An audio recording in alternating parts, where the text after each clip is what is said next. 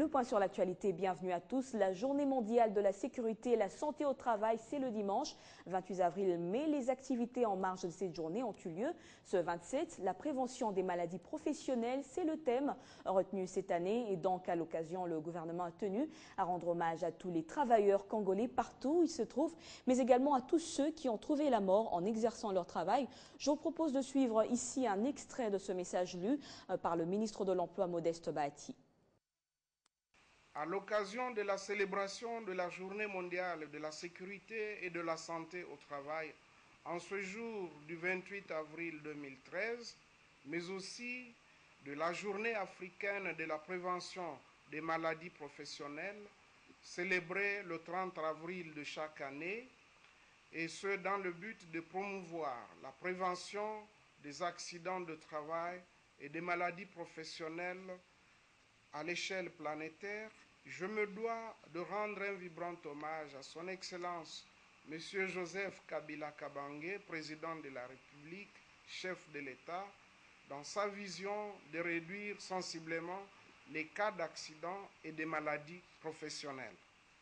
Le gouvernement de la République, conduit par son Excellence, M. Augustin Matata Ponyo, Premier ministre, ne ménage aucun effort pour que cela soit une réalité. Permettez-moi d'avoir une pensée à l'égard de toutes les victimes d'accidents de travail et de maladies professionnelles.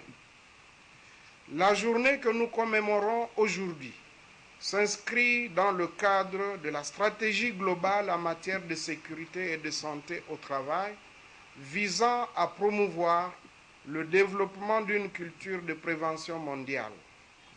Nous réaffirmons donc en ce jour de commémoration que la prévention doit rester une priorité dans notre environnement et doit se réaliser en tripartite dans un dialogue social clair et transparent, ouvert aux partenaires, dans le but de réduire sensiblement le nombre de maladies professionnelles et accidents du travail répertoriés jusqu'à nos jours. Justement, cette sécurité au travail est-elle une utopie ou une réalité en RDC? Bien, comme vous venez de le suivre pour le gouvernement, c'est une réalité puisqu'il entend prévenir les maladies en milieu professionnel. Étant donné que le nombre de décès au travail dans le monde ne cesse d'accroître, les chiffres sont impressionnants. Alain Lino nous les retrace dans cet élément. Les maladies professionnelles sont toujours la principale cause de décès liés au travail à travers le monde. Selon les estimations de l'OIT, sur 2,34 millions de décès au travail constatés chaque année, seuls 321 000 sont dus à des accidents.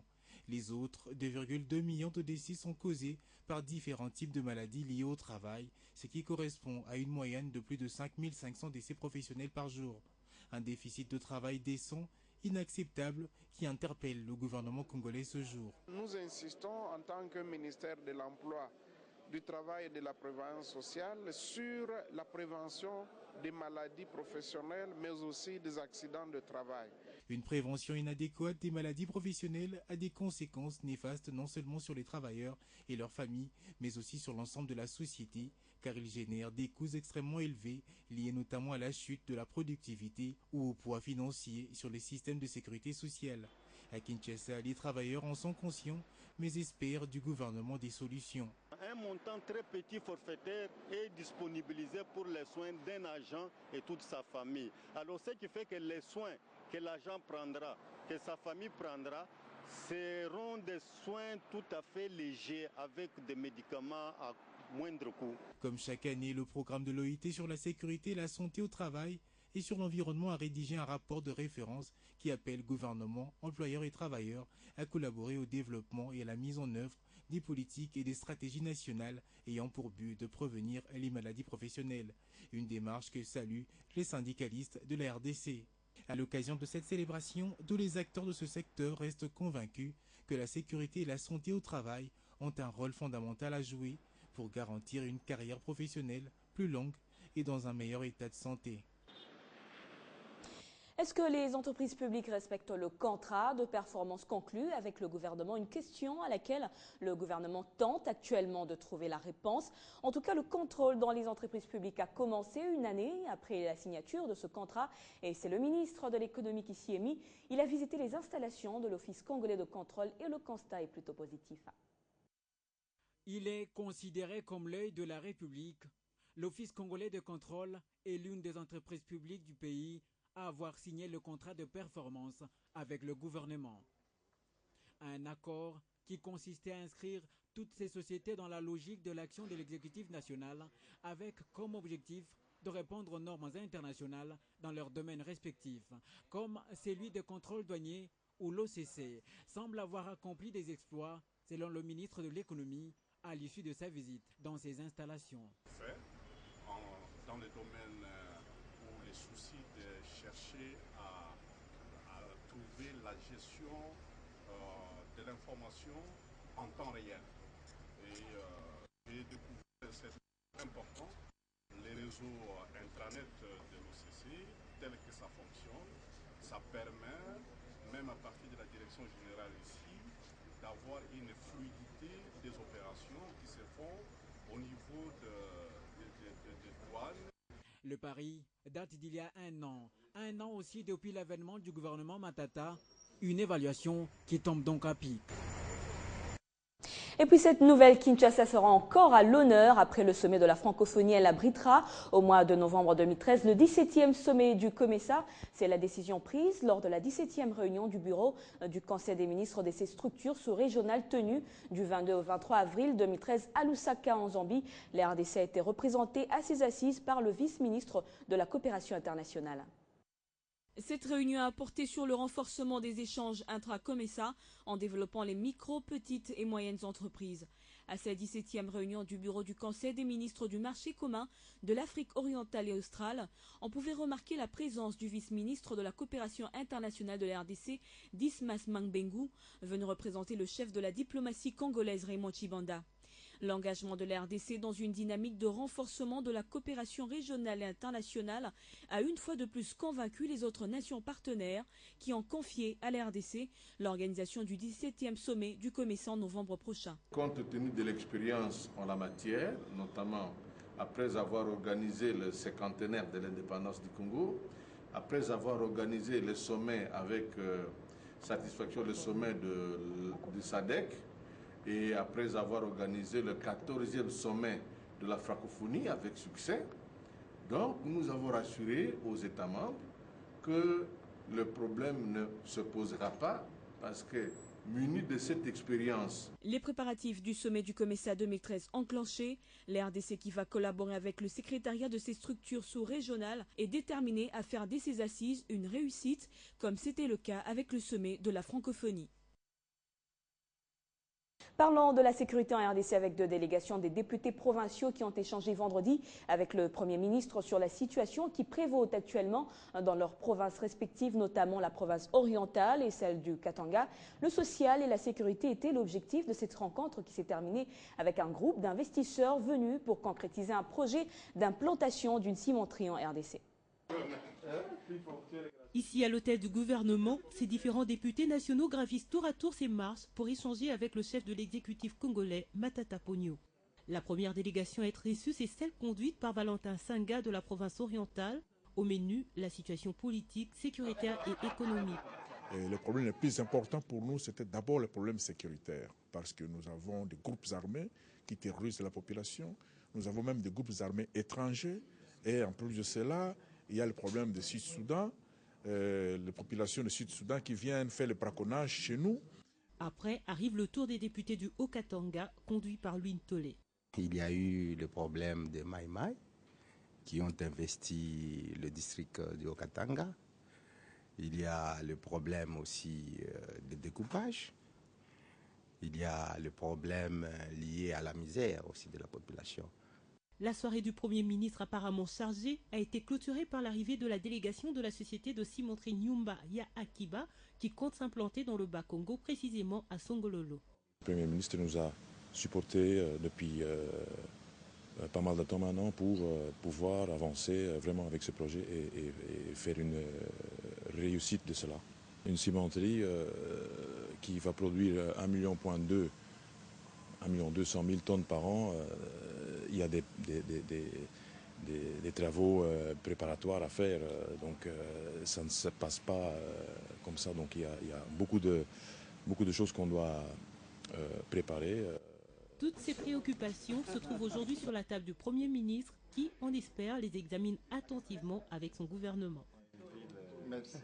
Je vous l'annonçais au sommaire, plus d'inquiétude pour la gestion des atterrissages à l'aéroport international de Djili. Même pendant les mauvais temps, la Régie des voies aériennes vient d'être dotée de nouvelles installations des aides à la navigation aérienne, un fruit du contrat signé entre la cellule d'exécution du projet de transport multimodal, la RVA, ainsi que la Banque mondiale.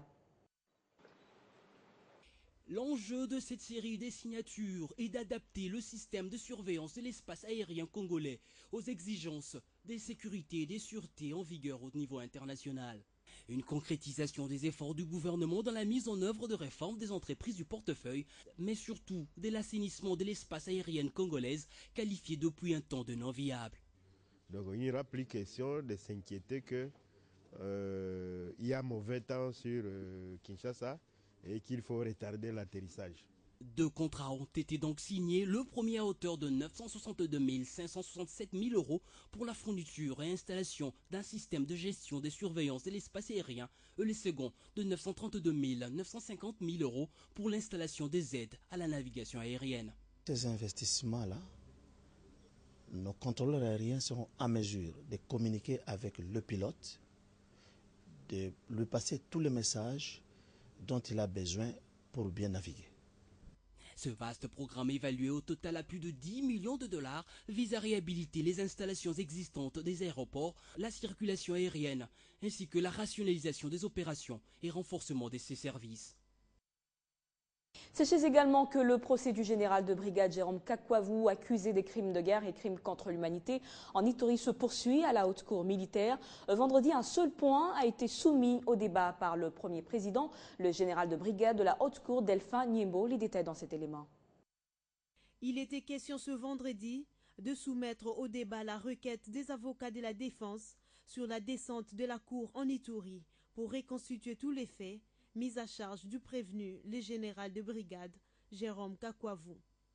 Pour la partie requérante qui soutient cette hypothèse, cette descente sur le terrain permettra d'interroger au cas par cas les victimes et témoins de viols, des crimes de guerre et crimes contre l'humanité, ainsi que les personnes à décharge citées par le prévenu. Cette démarche est aussi soutenue sur le plan des principes par les avocats de la partie civile. Mais le problème se pose au niveau du ministère public, qui trouve moins important ce déplacement. Il soutient par ailleurs sa position du fait que l'instruction de la cause tend vers la fin et que les éléments des FARDC qui pouvaient éclairer la Cour sur les infractions sus-évoquées ne sont plus sur le lieu du crime. Avant de se prononcer à ce sujet, la Haute Cour militaire demande à la défense de lui faire parvenir par écrit sa requête. Après avis des parties, le premier président Delphin Niembo a donc renvoyé l'audience au vendredi 10 mai prochain.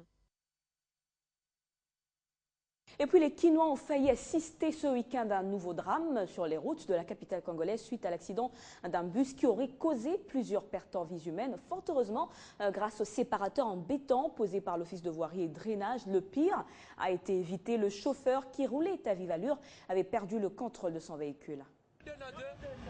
C'est ici, à la 9e rue, dans cette municipalité quinoise de Limete, que ce lent bus de couleur jaune a fini sa course sur le séparateur. En provenance de la commune de Kimbanseke, il s'est dirigé vers le marché central avec à son bord plusieurs passagers. Le bilan fait état des blessés qui ont vite été conduits dans des centres hospitaliers les plus proches. Sur place, les témoignages vont à tous les sens. C'est quelqu'un qui voulait se suicider, mais s'il n'y avait pas ce séparateur, il traversait, il tuait des gens de l'autre côté. Nous demandons à la population, je ne sais pas, voilà, vraiment je ne sais pas ce qu'il faut faire. Nous sommes fatigués, mais nous n'allons pas nous fatiguer, nous poursuivons les plans. Sans ce nouveau séparateur en béton, en remplacement des anciens, l'accident aurait causé des dégâts importants. C'est un béton qui n'a fait que 5 jours. Il n'a pas encore fait prise complète, mais il résiste encore. Il résiste, il n'a pas cassé. Nous pensons que l'ouvrage est rigide, mais la population doit faire beaucoup d'attention.